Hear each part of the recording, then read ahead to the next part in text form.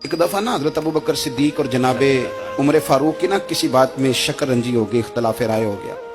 तो जनाबे उमर जरा डाढ़ी तबीयत के बंदे थे, डांट दिया अबू बकर सिद्दीक को। तो सिद्दीक एक बार नरम बंदे थे, माड़े दा की काम मोहम्मद नस जाना या रोना। तो वो गा के ना तो पहले घर रोए, फिर हुजूर के पास चले गए।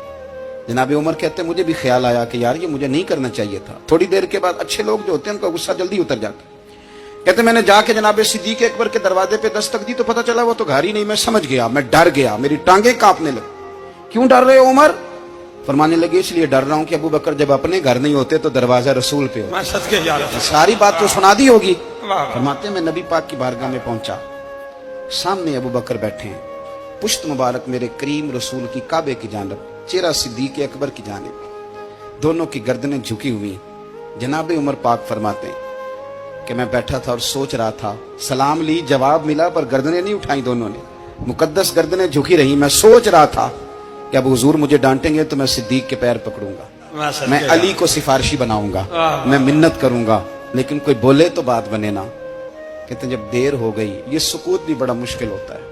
ओहो, अगर कभी वो चुप कर जाए तो ये भी बड़ा मसला है, महबूब भी चुप कर जाए।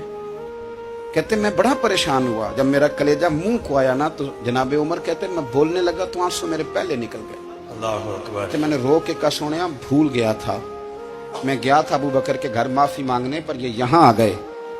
ये मेरे दोस्तों इसे मेरी तकरीर ना समझना, मेरे रसूल पाक के ये असल लफ्ज आपको किताब में मिलेंगे। आप तबक़ात इब्न साद उठा के देखें। जनाबे उमर कहते हैं मैंने अर्ज की हुजूर मैंने गलती समझ ली थी, मैं गया था अबू बकर के घर, हुजूर मैं भूल गया था।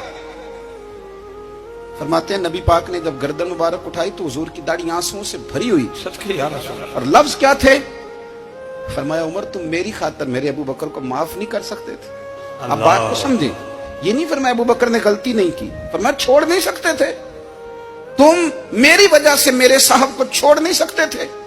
फिर हुजूर ने फरमाया उमर ये सारा मक्का तलवारें लेके मुझे कत्ल करने आता था, यार ये अकेला था,